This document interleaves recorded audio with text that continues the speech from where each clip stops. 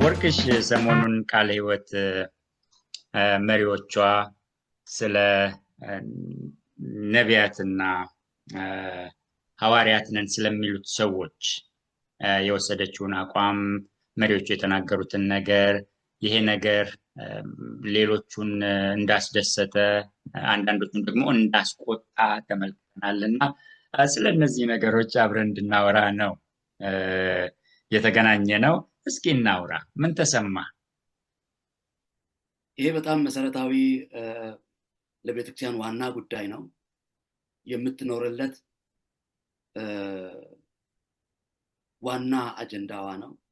ይህን አጀንዳዋን ቤተክርስቲያን ካሁን ቀደምም ስትፈጽመው ኖራለች። አሁን እንደ እንግዳ ብቅ ያለችበት ጉዳይ አይደለም። ኢትዮጵያ ቃለ ሕይወት ቤተክርስቲያን በሀገሪቱ ከሚገኙት ወንጌላውያን አብያተ ክርስቲያናት አንጋፋዋ ነች። ህዝቦቿን እንዴት እየመራች እንደመጣች፣ እንዴት እያገለገለቻቸው እንደመጣች ታሪክም የሚያውቀው ነው። እኛም በውስጧ ያደግን ልጆቿ የምናውቀው ነው። እናት ቤተክርስቲያናችን አሁን በጽሕፈት ቤቱ በኩል በተለይ አሁን ወቅታዊ በሆነው ውዝግብ የዕቅበተ እምነት ቢሮ ከፍታ አገልግሎቱን እውቅና ሰጥታ በጽሕፈት ቤት ደረጃ መንቀሳቀስ መጀመሯ በእኔ በኩል ትልቅ ደስታን የፈጠረ ነው። ቤተክርስቲያኒቱንም እንዳመሰግን የሚያንደረድረኝ ነው። ይሄ የሁላችንም ደስታ ነው። ያ ወንጌላዊነት ነው። ይሄ መጋቢያዊነት ነው።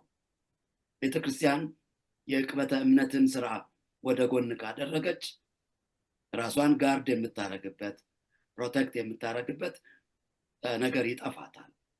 ስለዚህ ይህንን ጽሕፈት ቤቱ እውቅና በመስጠቱ ከሁሉ በማስቀደም ቤተክርስቲያኒቱን ጽሕፈት ቤቱን ላመሰግን እወዳለሁ።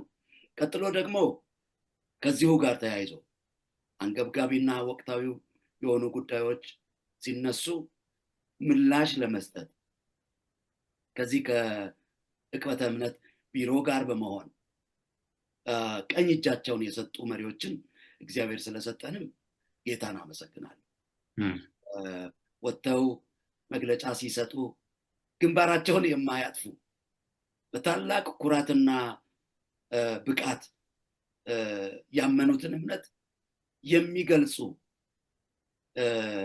መሪዎች መነሳታቸው እኔ እግዚአብሔርን ስለ መሪዎቼ አመሰግናለሁ። እኔ ትናንትና አንድ ልጥፍ ላይ ቃለ ሕይወት አጋንንትን የማስለቀቅ ጸጋዋን ለምን እስካሁን ደበቀችው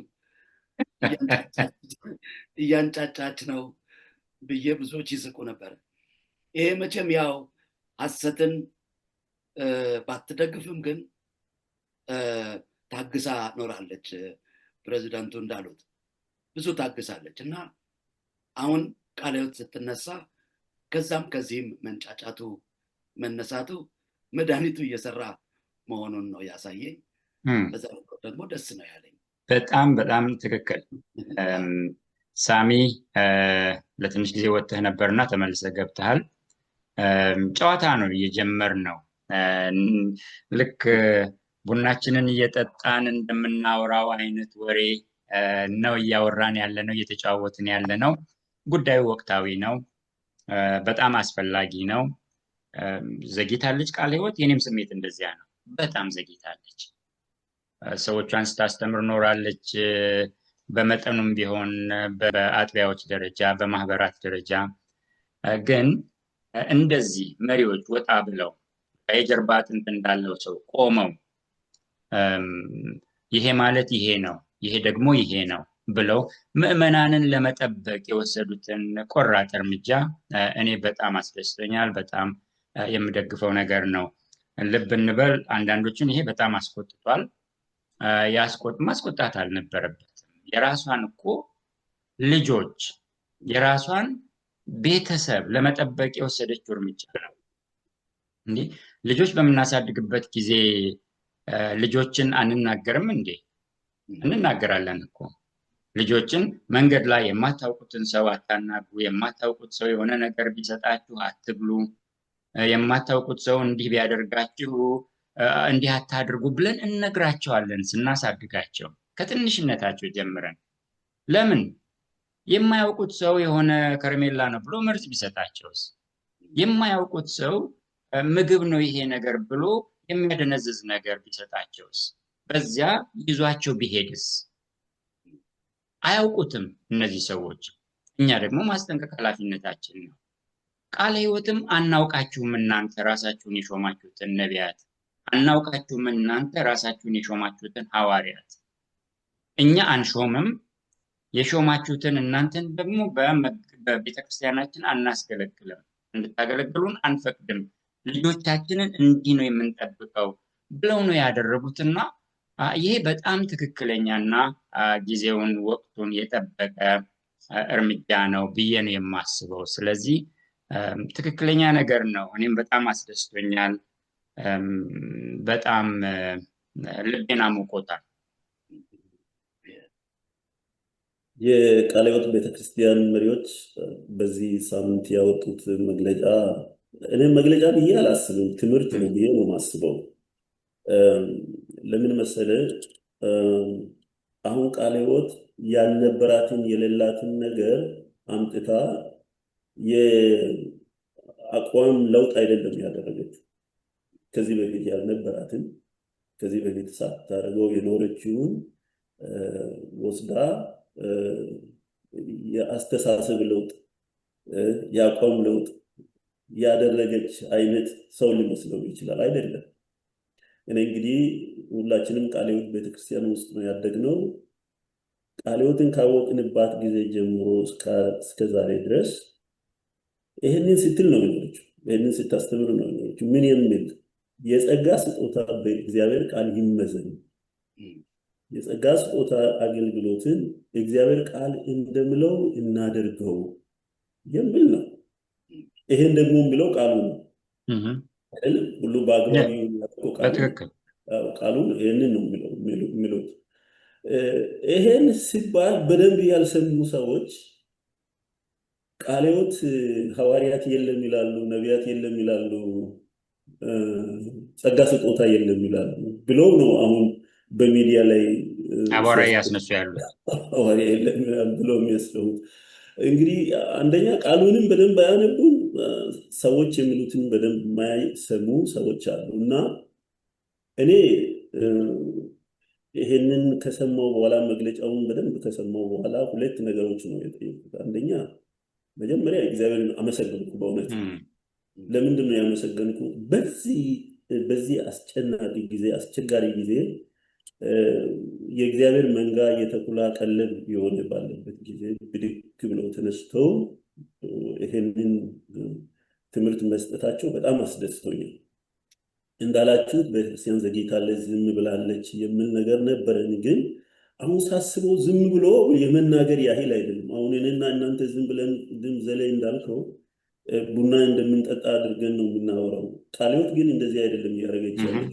ሰነድ በእጇ ይዛ መጽሐፍ አዘጋጅታ አሁን ያሉ መሪዎች እንግዲህ በሽግግር የምታምን ቤተክርስቲያናት ለሌሎች አመራሩ ሲያሸጋግሩ ተከታዩ ትውልድ ብድግ አድርጎ አንስቶ ሪፈር የሚያደርገው ነገር ስትሰራ ቆይታለች። እሱን ይዛ ነው እየተናገረች ያለችው። ከቃሉ እየጠቀሱ ይሄንን ጉዳይ ከእግዚአብሔር ቃል እያሳዩ ነው እየተናገሩ ያሉትና በጣም ነው ደስ ያለኝ። በጣም ወቅታዊ ነው ወይ ሲባል አዎ በጣም ወቅታዊ ነው። በጣም ወቅታዊ ከመሆኑ የተነሳ ሌሎች ቤተክርስቲያናት ሪያክት አድርገዋል። ሐሰተኞች ሪያክት አድርገዋል። እኔ የሚገርመኝ ሪያክት ባያደርጉ ነበር የሚገርመኝ። ለምሳሌ አሁን እነዚህ ሐዋርያ ነን የሚሉ ራሳቸውን የሾሙ ሰልፍ አፖይንትድ የሆኑ ሰዎች ምንም ባይሉና ዝም ብሎ ኖረው ዋጋ የለውም ብዬ ነው የማስበው። ይሄ ነገር ብዙ ኢምፓክት አይፈጥርም ብዬ ነበር የማስበው። ግን እየተናገሩ ናቸው። በተናገሩ ቁጥር ደግሞ ሞር እያስተዋወቁ ናቸው ሁኔታዎች። ይሄ በጣም በጣም ደስ የሚል ነው። እንግዲህ የኢትዮጵያ ቃለ ሕይወት ቤተክርስቲያን ከሌሎች ወንጌላውያን አብያተ ክርስቲያናት ጋር በህብረት ከኖሩበት ጊዜ ጀምሮ በተለይ ይሄ ወንጌላውያን አብያተ ክርስቲያናት የሚባለው ዘዴ ልታርመኝ ትችላለህ። ወደ 3 ዓመተ ምህረት አካባቢ ይመስለኛል በኢትዮጵያ አቆጣጠር ናዝሬት ባይብል አካዳሚ ከተመሰረተበት ጊዜ ጀምሮ ማለት ነው። ያኔ እንዲሁም ወደ 8 ናቸው 6 አብያተ ክርስቲያናት ነበሩ። ከዛ እየጨመረ ነው የመጣው። ከዚያ ጊዜ ጀምሮ ይህን አቋም ይዛ ነው እስከዛሬ የመጣችው ሳትቀይር ማለት ነው። ስትመራም ስትመራም ይሄንን ሳትለውጥ ነው የመጣችው። ስታስተምር ነው የኖረችው። እና አሁን ለምንድን ነው ይሄ በጣም የገነነው ሲባል ሚዲያው በፊት በየቤቱ የሚያስተምሩትን ለምሳሌ አገልጋዮች ይህንን ሐዋርያትና ነቢያትን ጉዳይ አንስታችሁ ዘልያ አንተም አለ፣ ዶክተር ተስፋዬ ሮቤሌ፣ ሙሉወርቅ መኩሪያ፣ ዶክተር ማህሪ ታደሰ በመጽሔቶች ብዙ ክርክሮች ተነስተው ነበረ። አዲስ ነገር አይደለም ልላችሁ ፈልጌ ነው።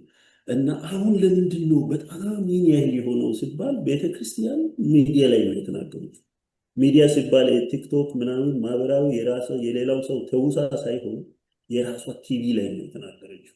ስለዚህ ይሄ በጣም ተሰማው። ከዛ ተቆጡ ሰዎች። ለምን ጥቅም ይነካላ፣ ያጋልጣላ። እነዚህ ሰዎች በቤተክርስቲያን ላይ እያደረጉት ያሉትን ደባ ያጋልጣላ። ስለዚህ ያን ማድረጉን ወድጀዋል። ሁለተኛ በገዛ ደሙ የዋጃትን የእግዚአብሔርን ቤተክርስቲያን ትጠብቋት ዘንድ መንፈስ ቅዱስ እናንተን ጳጳሳት አድርጎ ለሾመባት ለመንጋው ሁሉና ለራሳችሁ ተጠንቀቁ የተባለው ያንን ኃላፊነት በትክክል እየተወጡ በመሆናቸው እኔ በጣም እግዚአብሔርን አመሰግናለሁ። በጣም ደስ ብሎኛል። ስለነሱም ደግሞ ጌታን ማመስገን እፈልጋለሁ። በጣም ትልቅ ስራ ለማለት እፈልጋለሁ። እዚህ ላይ ወርቅሽ የምትጨምረው ነገር ከኖረ ትጨምራለህ። እኔ ይሄ የግለሰቦች ጉዳይ አድርጎ ነው የተናገረው። አንዱ ሐዋርያ ነኝ ባይ መሪዎቹን የቤተ ክርስቲያን መሪዎች ሳይሆን የመንጋ ጠባቂዎች ሳይሆን ወደ ስልጣን የመጡ እሱ ቋንቋ ወደ ፓወር የመጡ ኢጎ ያላቸው አንድ ቀን እነዚህን ሐሰተኞች እናጠፋለን ምናምን እያሉ ሲጠብቁ የነበሩ አሁን እድል አግኝተው ወደ ወንበር የመጡ ሰዎች አመለካከት ነው፣ አስተሳሰብ ነው የሚል ነገር ነበር የተናገረው። እንዴት ያለ ስህተት! በዚያው 1-2 እስካሁን ድረስ ቃለ ምልልሶችን አድርጓል። ገና ከዚህ በኋላ ደግሞ ሌላ 12 ያደርግ ይሆናል። ምክንያቱም በዚህ አካሄዱ የሚቆም አይመስልም። በጣም የተቃጠለ ነው የሚመስለው። ግን የዋሻቸው ውሸቶች አሉ። መሪዎቹ የራሳቸውን አስተሳሰብ አይደለም እዚያ ቦታ ላይ ያንጸባረቁት። ቤተክርስቲያኒቱ የተመሰረተችው ይኸው 100 ዓመት ሞላት። 100 ዓመት ለማክበር የተዘጋጀች ናት። የመሰረቷት መስራቾች በመንፈስ ቅዱስ የማያምኑ ሰዎች ብሎ እንደተናገረው አይደሉም፣ ከቶም አይደሉም። ቤተክርስቲያኒቱ የእግዚአብሔር መንፈስ ያጠነከራት፣ ያበራላት፣ የሚያስገርሙ ድንቆች፣ የሚያስገርሙ ተአምራት የተደረጉባት። ባይደረጉስ እነዚህ ነገሮች መደረግ እኮ የለባቸውም ወንጌሉ ሰዎችን እንዲለውጥ። ግን የተደረጉባት፣ የተመዘገቡ የታወቁ ነገሮች የተደረጉባት ቤተክርስቲያን ናት። ወንጌልን ያሮጠች ቤተክርስቲያን ናት። አብዝታ ያሮጠች፣ በሀገር ውስጥ ብቻ አይደለም፣ በሀገር ውስጥ ወንጌል ባልደረሰባቸው ቦታዎች የተጋችና የሰራች፣ ከሀገር ውጭም በብዙ ሀገሮች ውስጥ ሚስዮናውያንን ወንጌላውያንን ልካ አሁንም እንኳ ለወንጌል የምትተጋ ከኢትዮጵያ ውጭ በርካታ ሚስዮናውያንን ያሰማራች ቤተክርስቲያን ናት። እና አንዳንድ ሰዎችን እጅግ ቢያስቆጣ ማስቆጣት አለበት። አዎ አለበት። ቤተክርስቲያኒቱ ለእምነቷ ስትቆም፣ ለአቋሟ መስመር ስትይዝ፣ ሰዎችን ወደ እውነት ማምጣት ብቻ ሳይሆን በእውነት ላይ ጸንተው እንዲቆሙ ለማድረግ ስትበረታ፣ ይሄ የሚያስደስት ነገር ነው እላለሁ። እኔ በእኔ ምልከታ እነዚህ ራሳቸውን ሐዋርያና ነቢይ አድርገው የሾሙ ከላይ እስከታች የተናጉበት 2 ምክንያት እንዳለ አይቻለሁ። አንደኛውና የመጀመሪያው ቃለ ሕይወት አጥር አልባ ሆና ራሷን ሳትከላከል ከኖረች ማጥመጃ ስለሚያገኙ ነው። አሁን ግን የአሳ ማጥመጃ ቦታቸውን ነው እያጡ ያሉት። የገንዘብም አሳ የሰው ኃይልም አሳ የሚያገኙት ከቃለ ሕይወት ነው። ከምጣድ ላይ የሚሰበስቡ ብሏቸዋል አንድ ወንድም። ቤተክርስቲያን ይህንን መግለጫ ይህንን ትምህርት ይፋ ማድረጓ አጥር ሰራባቸው፣ ቅጥር ሰራባቸው። ያ እንግዲህ ጥቅማቸው ላይ ጎሮሯቸው ላይ ነው ቤተክርስቲያኒቱ የመጣችባቸው፣ መሶባቸው ላይ ነው የወጣችባቸው። ይሄ የወንጌል ሸቀጣሞች ትላቸዋለህ አንተ። የወንጌል ሸቀጣሞች በዚህ መልኩ መነሳታቸው ኤክስፔክትድ ነው። ምንም ሰርፕራይዝ የሚያደርግ አይደለም። ሁለተኛው ያንጨረጨራቸው ነገር ብዬ ነው የማስበው ከጥቅማቸው መነካት ባሻገር የሌሎች አብያተ ክርስቲያናትንም ነገ መነሳት አይተዋል። የቃለ ሕይወትን ፈለግ ተከትለው ሌሎች የሚነሱም እንደማይጠፉ ገምተዋል። ጥሩ ግምት ነው እላለሁ እኔ።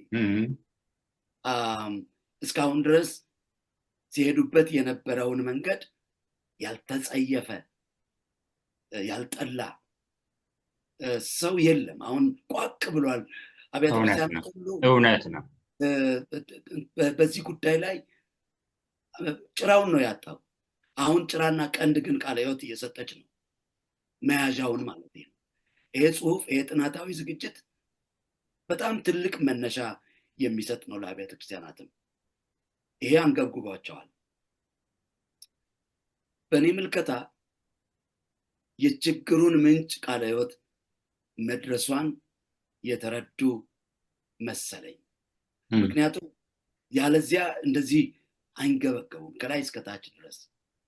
አንዱ እንዲያውም መጫኛ ነካሽ መግለጫ ብሏል። ምን ማለት እንደሆነ እኔ ትርጉሙ አልገባኝም። ግን ያለ በቂ እውቀትና መንፈሳዊ መመዘኛ የተሰጠ መግለጫ መጫኛ ነካሽ ምናምን፣ ይሄ በጣም ድሮ ይነገር የነበረ ቃል ነው። ግን ከየት መዞ እንዳመጣው አላውቅም። ራሱን አምባሳደር ማንትሴ ብሎ የሰየመ ሰው ነው እና ይሄ በጣም ነው በአንድ በኩል ያስቃል፣ በሌላ በኩል ግን ይገርማል። ያለ በቂ እውቀትና ያለ መንፈሳዊ መመዘኛ የወጣ መግለጫ አይደለም። የቤተ ክርስቲያኒቱ እሴት ነው። አሁን መሪዎቹ ወደ ህዝብ ጆሮ ያመጡት እሴቶቿን ነው። ለቃሉ ስልጣን መገዛት፣ የእግዚአብሔርን ቃል የበላይ ማድረግ፣ ክርስቶስን ማዕከላዊ ማድረግ፣ ሚስዮናዊነትን የትኩረት አቅጣጫ ማድረግ የቤተ ክርስቲያኒቱ ነባር እሴት ነው እንጂ አሁን የመጣ አዲስ ግኝት አይደለም። ሁለት ነገሮችን ከሱ ጋር አያይዤ ማነሳው እነዚህ ሰዎች ያለ እውቀት በየዋህነት የሚከተሏቸውን ሰዎች፣ ለመንፈሳዊ ነገር ስስ ልብ ያላቸውን ሰዎች አድሬስ ለማድረግ ነው እየተነሱ ያሉት። ሁላችንም ለመንፈሳዊ ነገር ስስ ልብ ነው ያለን በእርግጥ። ነገር ግን ሁሉን በየዋህነት አቅፈን አንይዝም። መርጠን የሚለውን ነገር ፕሬዚዳንቱ ሲናገሩ ነበር። መርጠን ዲሰርን አድርገን የእግዚአብሔር ቃል በሚለን መሰረት እንሄዳለን እያልን ነው። ግን በየዋህነት መንፈሳዊ ነገር እንዳይቀርብን ከሚል ፍላጎት የሚነሳሱ ሰዎችን ኢዝሊ በቦያቸው ውስጥ በቀደዱት ቦይ ለመክተት ነው የተነሳሱት። ያ መገታት አለበት። ሁለተኛ ደግሞ እንደነሱ የጠመሙ አሉ። የዋሆች ስስ ልብ ያላቸው ብቻ ሳይሆኑ እንደነሱ የጠመመ ልብ ያላቸው ሰዎች አሉ። ለነዚያ መንገድ እየጠረጉላቸው ነው። ራሳቸውን የሾሙ ተንኮለኛ፣ ሰዎች አሉ። አሁን ቅድም አንተ የጠቀስከው ራሱን ሐዋርያ አድርጎ የሾመ ስሙን ፖዝ አድርጎ የሰየመ ታላቁ ሰው ይቺ ቤተክርስቲያን ትከፋፈላለች ምናምን ሲል ነበረ። ይሄ ጥመት ነው። ሟርት ነው። ጋዜጠኛውን ታያለህ ይላል እና ይህንን ሟርት ለምንድን ነው ያደረገው ቢባል ከጠማማ ልብ ነው። የቤተ ክርስቲያንን አንድነት፣ የቤተ ክርስቲያንን ዩኒቲ ኤንድ ፒዩሪቲ አንድ ላይ ነው ቤተክርስቲያናችን ጠብቃ የኖረችው፣ አንድነቷንም ንጽህናዋንም። ቤተክርስቲያን ለዚህ ጉዳይ ስትነሳ ትከፋፈላለች የሚለው ምናልባት የላከው ሌላ ፎርስ የሚያደርገው ክፉ ኃይል እንጂ የቤተክርስቲያንን በከተማ ትለያያለች፣ እንደ ሰባተኛ ጌጃ ኮልፌ ምናምን እያለ በፈረንጅ በአበሻ እያለ ቤተክርስቲያኒቱን ለሁለት የሚሰነጥቁ አስተሳሰቦችን ብቅ ብቅ እያደረገ ኮሚኒኬት ሲያደርግ ነበር። which is ቅድም ካልኳችሁ ከስስ ልብ ተነስተው ጌታን ከሚፈራና የጌታን ጸጋ የጌታን መንፈስ ከመፈለግ አኳያ በየዋህነት ከሚሄዱ ሰዎች ጋር አይገናኝም። የነዚህ ጠማሞች ናቸው። ክፉዎች የሚለው ቃል ነው ማን እንደሆኑ የሚገልጻቸው። ክፋታቸውንም በመግለጥ ረገድ ዘሌ እንግዲህ የባልጩት ጠንካራ የሆነ ግንባር እግዚአብሔር ሰጥተዋል። እየታገልካቸው ነው፣ ቀጥል። እኛም ደግሞ ሰፖርት እናደርጋለን በሐሳብም። እግዚአብሔር በሰጠ ጸጋ በርታ። ባለፈው ይህን ሰው ግንባር ላይ አስቀምጠ ያወጣውን ቪዲዮ ሼር አድርገናል እና አንዳንድ የካውንስል መስራችና ባለራዕይ የሆኑ አንዳንድ እኛም አካባቢ የነበሩ ሰዎች ያንን ቪዲዮ ብዙም የጎረበጣቸው እንደሆነ አይቻለሁ። ነገር ግን ሰው ይመቸዋል ወይስ አይመቸውም ብለን ሳይሆን እግዚአብሔር ምን አለ፣ ቃሉ ምን አለ ብለን ፈቃዱ ምንድን ነው ብለን መንቀሳቀስ የሚያስፈልገን ጊዜ ላይ ነው ያለ ነው። ሳሚሻ የሚጨምረው ነገር አለ? ያ ጥቂት ነገር ብቻ ነው መጨመር የሚፈልገው። የቃለ ሕይወት ቤተክርስቲያን ከዚህ ከሐሰተኞችና ከጸጋ ስጦታ አገልግሎትን መጽሐፍ ቅዱሳዊ እናድርግ የሚል አቋም ይዛ ከመቆሟ የተነሳ ተግዳሮት ሲገጥማት ይሄ የመጀመሪያ አይደለም፣ ነበረ እኮ ከዚህ በፊት በጣም ብዙ ጊዜ ሆኗል። እንዲሁም መንፈስ ቅዱስ የማይገለጥባት ቤተክርስቲያን ተብላ ታውቃለች። ደረቅ ቤተክርስቲያን ተብላ ታውቃለች። ቃል ብቻ እንጂ መንፈስ የሌላት ተብላ ታውቃለች። ይህንን በመባል ነው የምታወቀው። ለዚህ ሁሉ መልስ አልሰጠችም ቤተክርስቲያን። ሳትሰጠ ነው የኖረችው። ማን ናቸው ይህንን የሚሉት የሚለውን ስናይ ስህተታቸው የሚጋለጥባቸው ሰዎች ናቸው የሚሉት። እውነቱን የተረዱ ሰዎች እንደዚህ አይሉ። እውነቱን የተረዱ የእግዚአብሔር ቃል ስልጣን እስከምን ድረስ እንደሆነ የሚያውቁ ሰዎች ይህንን አይሉ። ቃለ ሕይወት ቤተክርስቲያን ደግሞ ምን ያህል በመንፈስ ቅዱስ እንደምትመራ፣ ምን ያህል መንፈስ ቅዱስ በቃለ ሕይወት ቤተክርስቲያን እንደሚሰራ የሚያውቁ ሰዎች ያንን አይሉ። ከዚህ ጋር አይተባበሩ። የትኞቹ ናቸው ይህንን የሚሉት? የሰፈር ቁማር ተጫዋቾች ናቸው ይህንን የሚሉት። መጽሐፍ ቅዱስን በግቡ የማያውቁ፣ በልኩ የማያውቁ፣ ቤተክርስቲያንን ስርዓትና ደንብ የማያውቁ፣ ራሳቸውን በራሳቸው የሾሙ ሰዎች ሲሉ ኖረዋል። ይሄ በጣም ጊዜ ያለፈበት አሮጌ መፈክር ነው። አሁን ቃለ ሕይወት ለዚህ እድል የምትሰጥ አይመስልም። የእግዚአብሔር ቃል ተብሎ የሚነገረው ሀሳብ የሚያስቆጣቸው ሰዎች ሐዋርያ መባላቸው ይቅርና ክርስትናው ገብቷቸዋል ወይ? እነዚህ ሰዎች ቤተክርስቲያንን መምራታቸው በጣም ውድቀት አይደለም ወይ ብሎ ማሰብ ያስፈልጋል። ምንድን ነው ያሉት ቃለ ሕይወት ቤተክርስቲያን? በነገራችን ላይ ቃለ ሕይወት ቤተክርስቲያን መሪዎች ይህንን መግለጫ እየሰጡት ለነሱ አይደለም፣ እነሱን እንኳን አይመለከቱም። በትክክል አላለም እኮ ለቤተ ክርስቲያናቸው ለራሳቸው ምዕመናን በራሳቸው ቲቪ ነው የተናገሩት። ሐዋርያው እገሌ ሐዋርያት ነቢይ እገሌ አላሉ። ሌሎች አብያተ ክርስቲያናትን ሄደው እንዲህ ካላደረጋችሁ አላሉ። ግን ምን ይላል? ማን ነው አንተ ስልጣን የሰጠ ይላል። ይሄ ሰውዬ ተነስቶ ቤተ ክርስቲያን የምትናገረው ስለ እግዚአብሔር ቃል እውነትና የምናደርጋቸውን ነገሮች እንደ እግዚአብሔር ቃል እናድርግ፣ ቃሉ ይሄንን ይላል ብሎ ቅድም እንደተነጋገር ነው የመጽሐፍ ቅዱስ ገጽ እየገለጡ ነው እየተናገሩ ያለው። ይሄ ሰውዬ ደግሞ የሚናገረው ስለምንድን ነው? ስለ ስልጣን ነው። ስለ አገራዊ ስልጣን፣ ስለ ብሔራዊ ስልጣን ነው የሚናገረው። ምን ያህል ስለ ቤተ ክርስቲያን እውቀት የሌላቸው ከእውቀት የተፋቱ ሰዎች ምን ያህል የእግዚአብሔር ቃል የሚለው ነገር ለነሱ አንደር ኤስቲሜትድ የሆኑ ሰዎች ቤተ ክርስቲያንን እንደሚመሩ ነው የምናየው እዛ ጋር። ስለዚህ ይሄ ይቀጥላል ብዬ ነው ማስበው። ለምን መሰላችሁ? ይሄ ሐሰት ትምህርት፣ የሐሰት አሰራር፣ የስህተት አሰራር ኃጢአት ስለሆነ ማቆሚያ የለውም። ልናቆመው አንችልም። ድሮ የነበረ ነው፣ መልኩን ቀይሮ አሁን የመጣ ነው። ይቀጥላል ደግሞ በሚቀጥለው ጊዜ ምን ያህል ልምምድ እንደሚመጣ አናውቅም። ስለዚህ እውነተኛይቱ ቤተክርስቲያን ኃላፊነቷ ህንፃዋን መጠበቅ ሳይሆን ክብሯን መጠበቅ ሳይሆን ሄዳ ከሌሎች ቤተክርስቲያናት ጋር ከእነሱ ጋር ተከባብራ መኖር ሳይሆን የጌታችን የኢየሱስ ክርስቶስን ተልእኮ ቃሉን የተሰጠውን እውነት መጠበቅ፣ ማስተማር፣ ህዝቡን ከመንጋ ማነው ከአውሬ መጠበቅ ነው ስራው። ይሄ ስራ ደግሞ ዋጋ ያስከፍላል።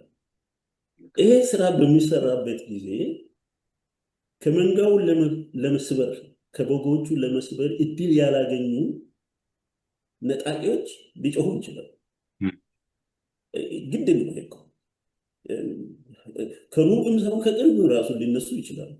ይሄ አይቀርም። እኔ ምንድነው መሰላችሁ አሁን እንዲሁም ከዚህ ነገር የተነሳ ቃለ ሕይወት ቤተክርስቲያን ብዙ የራሷ ሰዎች ሁሉ ብዙ ነገር ሊሉ ይችላሉ። ለምሳሌ አሁን የኢየሱስ ስራ እናንተ በምትሰሩበት ጊዜ ወንድም ዘላለም ጽሁፍ በምትጽፉበት ጊዜ ቪዲዮ በምትሰሩበት ጊዜ የሚገጥማችሁ ተቃውሞ ከሌሎች ሰዎች ሳይሆን አጠገባችሁ ካሉ ከሚታውቋቸው ሰዎች ነው። ለምን ብዙ ማይመቻችሁ ሰዎች አሉ። የሐሰተኞች አሰራር ለእውነተኞች እንደማይመቻቸው ሁሉ የእውነት ነገር ደግሞ ሐሰትን ሰርቶ ቁማር ተጫውቶ እንጀራ በልቶ ቤት ሰርቶ መኪና ገዝቶ ተንበሽብሾ ለሚኖሩ ሰዎች አይመቻቸውም። ስለዚህ በእነሱ ጎሮሮ ላይ የመቆም ያህል ስለሚያስቡ በጣም ብዙ ነገር ሊያደርጉ ይችላሉ። በጣም ብዙ። ይሄ ደግሞ ቤተክርስቲያንን ምንም አያደርጋትም። ምን ትሆናለች? ትጠራለች። እውነቱ ይገለጣል። አሁን እውነቱ የሚገለጥበት ጊዜ ነው ብዬ ነው እኔ የማስበው። እውነት ነው። ከቃለ ሕይወት ቤተክርስቲያን መግለጫ በኋላ እኛም አንዳንድ ነገሮች ስንለጥፍ ሪያክት የሚያደርገው ህዝብ የሚሰጠውን አስተያየት ነው ማየት ያለብን። በጣም የሚገርም ነገር ነው እየተናገረ ያለው ሰው። ስለዚህ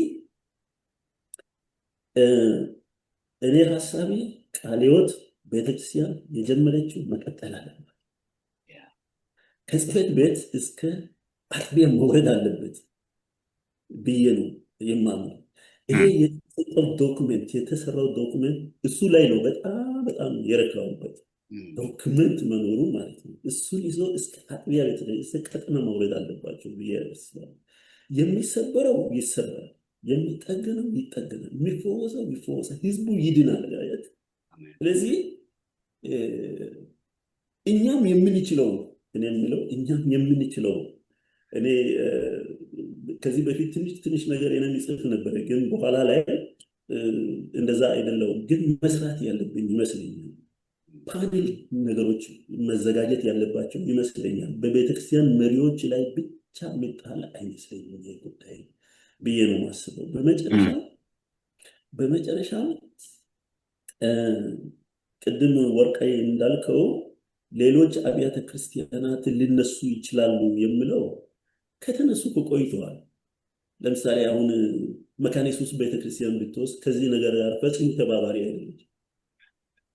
ፈጽሞ እንደዚህ አይነት ይሄ ከዘይት ሽያጭ ጋር ሴልፍ አፖይንትድ የሆኑ ሐዋርያ የሚሉ ሰሞኑን ይህንን በማይበት ጊዜ ሌሎች ቤተክርስቲያናት አይደለም ቃለ ሕይወት፣ መካነ ኢየሱስ፣ ሙሉ ወንጌል፣ መሰረተ ክርስቶስ በኋላ ላይ ከተወሰኑ ጊዜያቶች በኋላ ይሄ ከኋላ የተጀመረ የምለው ቃል ጥሩ ባይሆንም አዲስ የጀመሩ ቤተክርስቲያናት እንኳን ወገኖችን በእግዚአብሔር ቃል ላይ በጣም ጠንካራ አቋም እየያዙ ናቸው እየመጡ ያሉት እና ችግሩ የት አካባቢ ነው ሲባል ካውንስል የሚባል አለ። እዛ አካባቢ ነው በቃ ጨዋታው፣ እዛ አካባቢ ነው ድግሱ ያለው እንጂ ሌሎች አብያተ ክርስቲያናት በእውነት ይሄ ነገር ከፍተኛ ተጠያቂነት ውስጥ ህዝቡን ዝም ብሎ መልቀቅ ከፍተኛ ተጠያቂነት ውስጥ በእግዚአብሔር ፊት እንደሚያስገባቸው በደንብ ያውቃል ብዬ ነው የማምነው።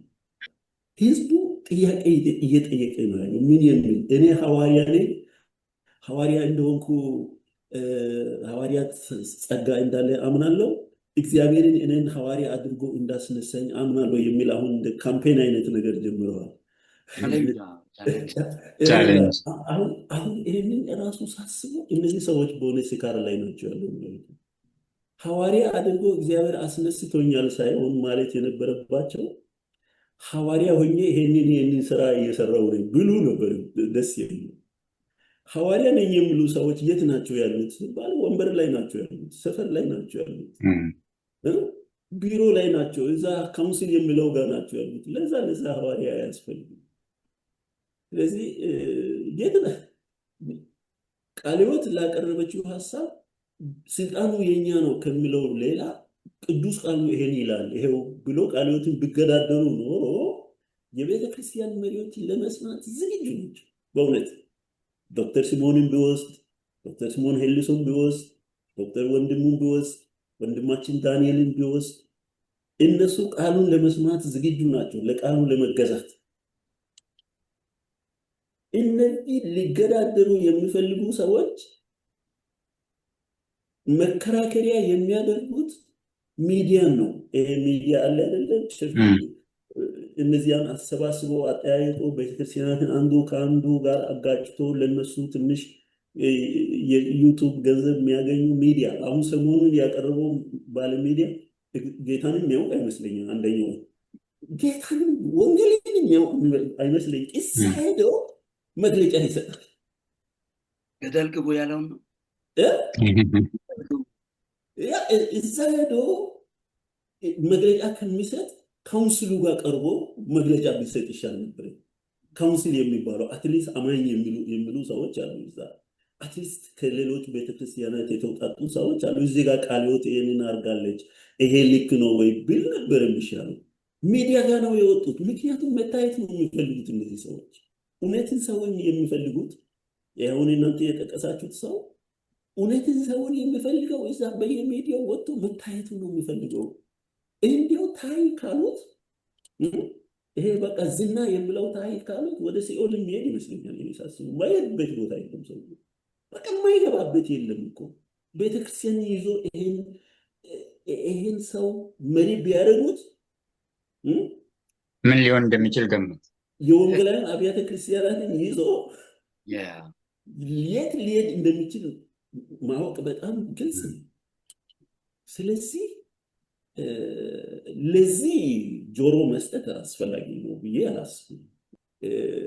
ትዝ ይላችሁ እንደሆነ አንዱ ከኦርቶዶክስ ቤተክርስቲያን ባለፈው የመጣ በዚህ በመከራ ውስጥ ያበበች ቤተክርስቲያን በሚለው መጽሐፍ ላይ የሌለ ስም ቃለ ሕይወት ላይ ሲያደርግ ነበረ። ቃለ ሕይወት ለዛ ምላሽ አልሰጠችም። ገብቷቸዋል። ምላሽ አልመስጠቱ ጥሩ ይመስለኛል። ያው ዘልዬ ነው ሁሉ ጊዜ የሚላተምና ቀዝቅዞ አልጠፋ። አሁን እኮ ቃለ ሕይወት ላይ ምንም ያመጣው ኢምፓክት የለም። ኢምፓክት አያመጣም። ይሄ የነዚህ ጩኸት ምንም ኢምፓክት አያመጣም። እንዲሁም ብዙ ወንጌላውያን ቤተክርስቲያናትን በእውነት ያድናታል ብዬ ነው የማስበው። ብዙዎች የሚስማሙት ነገር ነው ብዬ ነው የማምነው። ምክንያቱም አብዛኛዎቹ በእግዚአብሔር ቃል ነው የሚያምኑ። የነዚህ ሪያክት የሚያደርጉ በኔጌቲቭ ሪያክት የሚያደርጉ ሰዎች ከእግዚአብሔር ቃል ትምህርት፣ ከዶክትሪን፣ ከአስተምህሮ ይልቅ ለነሱ ትልቁ ኤክስፒሪየንስ ልምምድ ነው። በልምምድ ላይ የቆሙ ናቸው፣ በእግዚአብሔር ቃል ላይ የቆሙ ሳይሆኑ። ከልምምዶቻቸው አንዱ ዘይት መሸጥ ነው። ምናምን ውሃ መሸጥ ነው፣ ምናምን ማድረግ ነው፣ ለጸሎት ገንዘብ ማስከፈል ነው ምናምን። በዛ ላይ የቆሙ ናቸው። በእግዚአብሔር ቃል ላይ የቆሙ አይደሉም። እዚህ አሸዋ ላይ ነው የእነሱ ነገር የተጻፈው። ነፋስ ሲመጣ አሸዋው ሲበተን ጽሑፉ ይጠፋል። ልክ እንደዛ ነው። ይሄ ጊዜያዊ ነው። ቃለ ሕይወት የጀመረችው ነገር ቋሚ ነው፣ ዘላቂ ነው። ስለዚህ መቀጠል አለበት። ግን በመሃሉ አንፎርቹኔትሊ ዝም ብላ ስለነበረ አንዳንድ መሪዎች ወስደው ያልሆነ ቦታ ላይ ቃለ ሕይወትን ስለከተታት ከዚያ ልምምድ ጋር አላስፈላጊ ከሆነ ልምምድ ጋር ቃለ ሕይወት የተስማማች ነው የመሰለው። ይሄ ሰውዬ ሲል ሰምታችሁ እንደሆነ ሊቀመንበሩ እሱ ነው እነሱ ናቸው ምናምን ሲል አልሰማችሁ? ቃለ ሕይወት ከእነሱ ጋር የተስማማች አድርጎ ነው የወሰደው። እና በኋላ ሳይታሰብ ይሄ ነገር ሲገለጥ ደንግጦ ይህንን የሚል ይመስለኛል። እና እኔ ይሄ ነገር እዚህ ጋር ብቻ መቆም የለበትም። የተቻለ እድሎች፣ የተዘጋጁ መድረኮች እየተዘጋጁ መወያየት ያለብን ይመስለኛል። እኔም እስማማለሁ ሳሚ። የተለያዩ መድረኮች የተጨመሩ ሌሎች ወገኖችም አሉ በዚህ ጉዳይ ላይ ብዙ ሊናገሩ የሚችሉ ቢደረግ በጣም ቆንጆ ነው እላለሁ። ይመስለኛል የቃለ ሕይወት ቤተክርስቲያን መሪዎች ቃል ገብተዋል።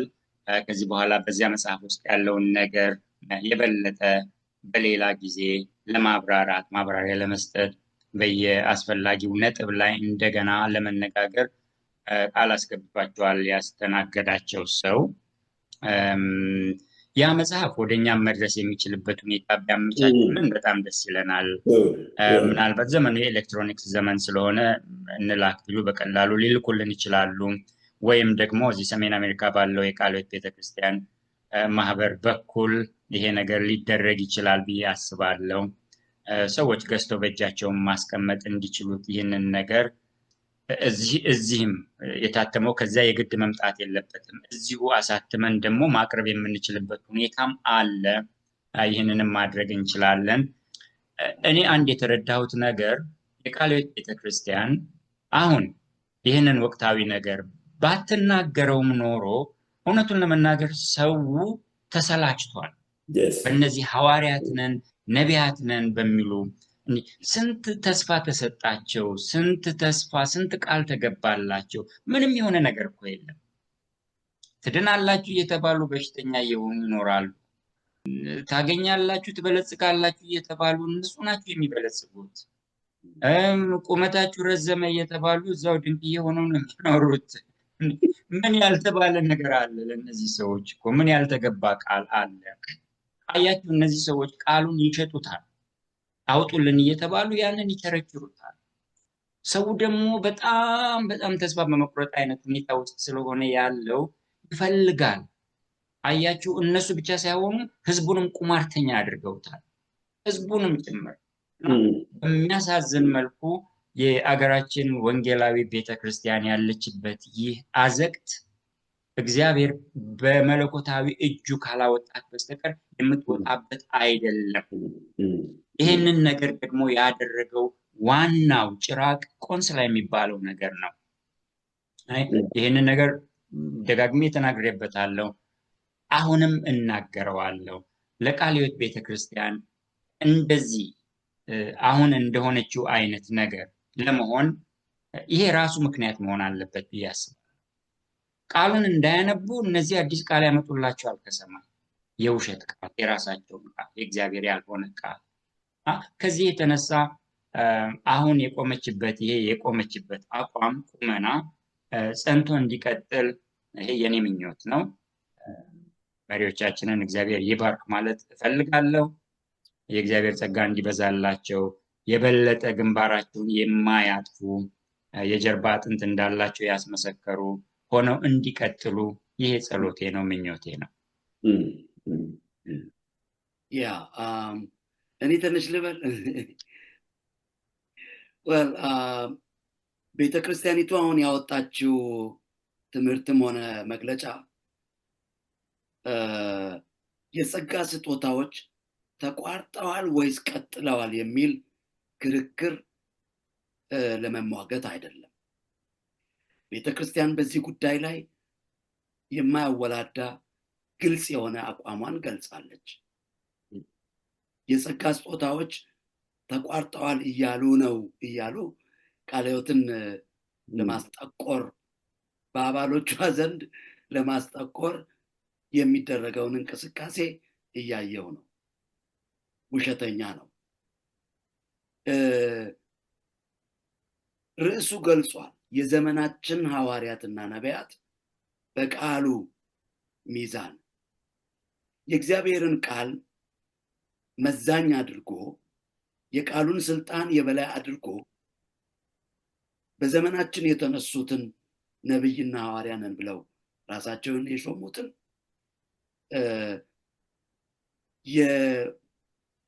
በሚዛን አቅልሎ የሚያሳይ ጥናት ነው። አንቀበልም፣ እነሱም ጋር አንሄድም ሲባል መዘናቸው፣ ቀለውም አገኘናቸው የሚል ነው አጠቃላይ ይዘቱ። ይሄ ሲባል በዚህ በ19ኛው መቶ ክፍለ ዘመን የተነሳውን የናር ሙቭመንት አንስተዋል።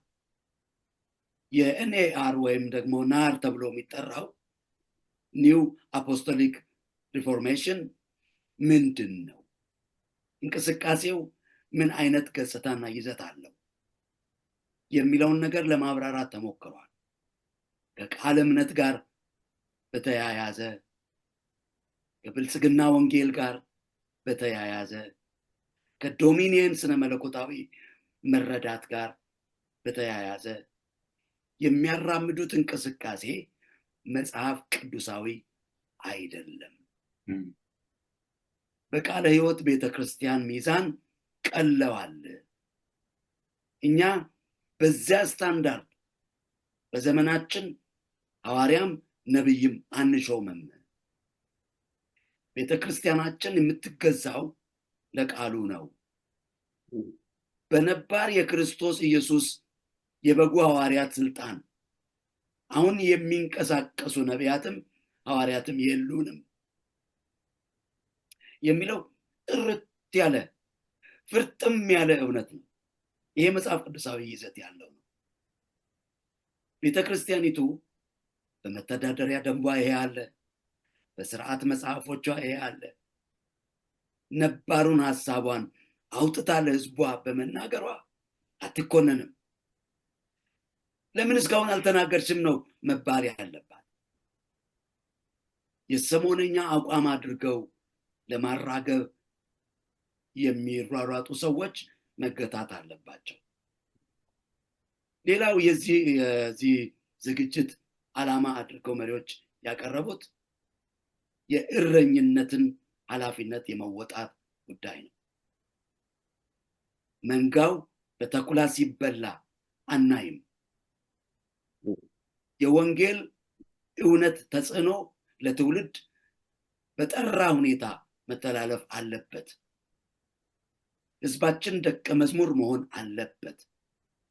ወደ ክርስቶስ ፍጹም ሙላት ምዕመኖቻችን በጤንነት ማደግ አለባቸው ከሚል መነሻ የተነሱ መሆናቸውን በግልጽ ተናግረዋል። ይሄ ደግሞ ሊተች የሚገባ ጉዳይ አይደለም።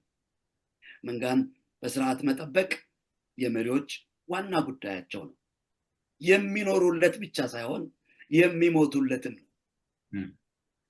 ለመንጋውን ከተኩላ ለመጠበቅ እረኞች ነፍሳቸውን ጭምር ነው መስጠት ያለባቸው። ያ ደግሞ ቁርጠኝነት መሪዎቻችንን ሊያስመሰግናቸው ይገባል ባይ ነኝ። ቤተክርስቲያን ያላትንም የእምነት አቋም አንድ በአንድ ዘርዝረዋል መሪዎች። አንዱ የእምነት አቋም የሁሉም አማኞች አገልጋይነት ነው። የሁሉም አማኞች አገልጋይነት፣ ሁሉም አማኞች የንጉሱ ካህናት ናቸው። አንዱ ራሱን ሾሞ ፈላጭ ቆራጭ የሚሆንባት ቤተክርስቲያን አይደለችም ቃለ ሕይወት።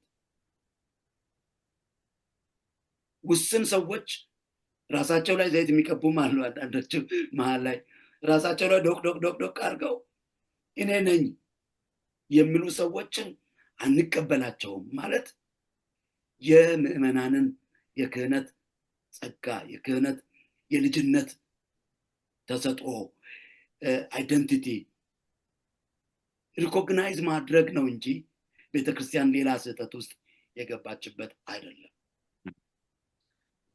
በክርስቶስ ሞትና ትንሣኤ ሁሉም አማኞች ወደ እግዚአብሔር እኩል የመቅረብ እድል አገኙ። ይሄ ኤክሳይት የሚያደርግ ትምህርት ነው።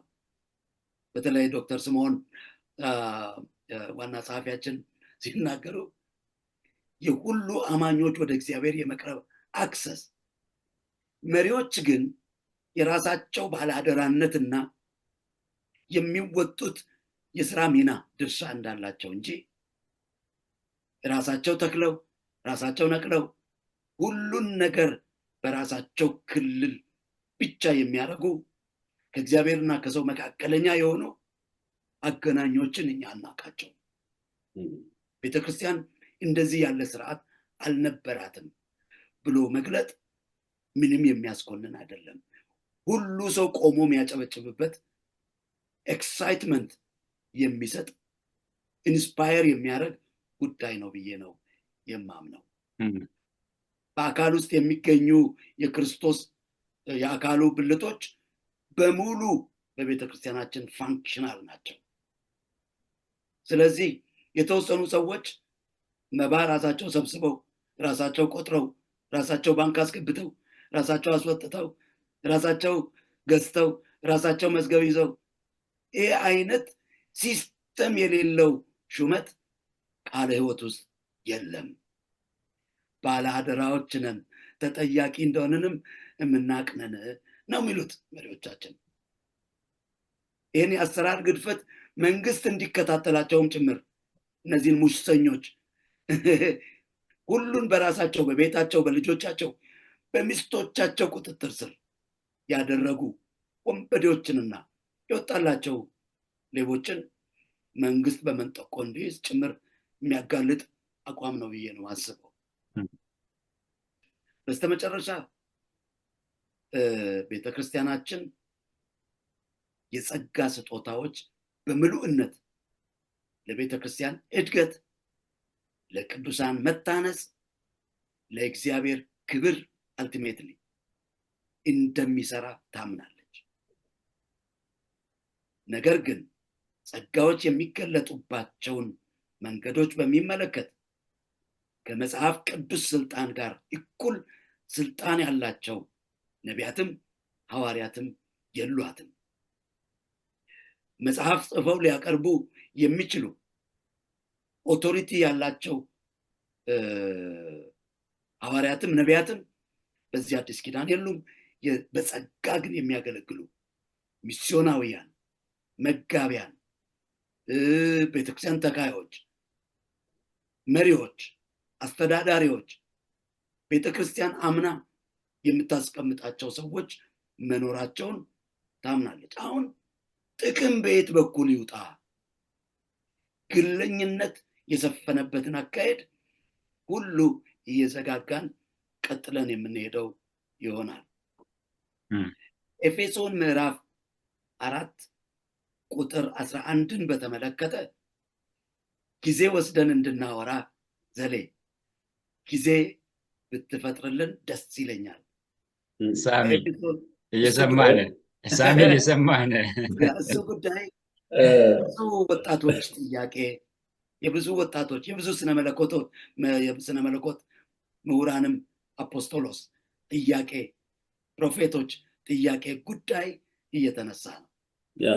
ስለዚህ ዛሬ ምናልባት መሪዎቻችን በወሰዱት እርምጃ ላይ ያለንን ፊድባክ ለማመስገንም ለማድነቅም በርቱ ለማለትም የተገናኘን ቢሆንም ሌላ ጊዜ ግን ስነ መለኮታዊ በሆኑ ጉዳዮች ሶሊድ የሆነ አቋማችንንም ጭምር ክርስቲያን የምታየው እይታ በምን አቅጣጫ እንደሆነ ማሳየት ብንችል ደስ ይለኛል። እኛ እንግዲህ እግዚአብሔር ረድቶን መማር፣ ቃሉን መቅረብ፣ የቃሉ አገልጋይ መሆን የቻልነው በእግዚአብሔር ጸጋ ነው።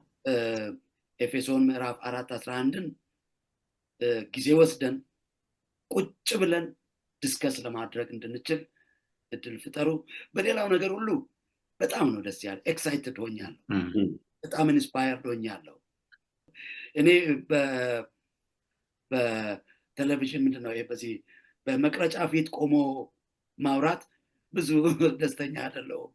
ግን ያው የሚችሉ ሰዎች ጋር ዛሬ ስለተገናኘው እኛም አንችለን አይደለም፣ ዘላለም ነው የምንችለው። እኔ አንድ ነገር ማለት የሚፈልገው ለህዝቡ ነው። አሁን መሪዎች እኛ ብንልም ባንልም ጀምረዋል። አይ ቲንክ የሚቀጥሉ ይመስለኛል። ህዝቡ የሚሰሙት ነገር አለ፣ የተደበላለቀ ነገር። ቃለ ሕይወት ቤተክርስቲያን ሐዋርያት የሉም፣ ነቢያት የሉም፣ ጸጋ ስጦታ አቁሟል ብላለች ተብሎ ነው የሚናፈሰው። ይሄ ደግሞ ቤተክርስቲያንና አገልጋዮችን ለማሸማቀቅ እነዚህ ሐሰተኞች የሚያወሩት ወሬ ነው። በነገራችን ላይ እኔም ራሴ እኮ የመንፈስ ቅዱስ ተቃዋሚ ተብዬ አውቃለሁ።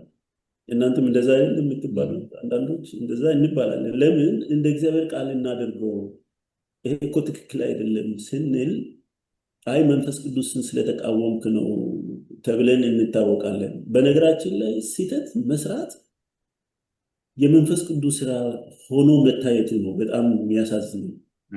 ያንን ይህን መንፈስ ቅዱስ ስራ አድርጎ ነው የሚወስዱት። ከኢትዮጵያ አንዱ ስልክ ደውሎ እግዚአብሔር ስላንተ ያሳየኝን ነገር ልነግርህ እፈልጋለሁ አለ። ነቢይ ምናምን የሚል ዘልዬ ነገር ያለ እና ከዛ በኋላ እግዚአብሔር ይሄን ይላል ብሎ ብዙ ነገር ነገረኝ። የሚለው ነገር ልክ ነው። ለምሳሌ ጥቁር ሰማያዊ መኪና አለች። አዎ። 2 ሴቶች ልጆች አሉ።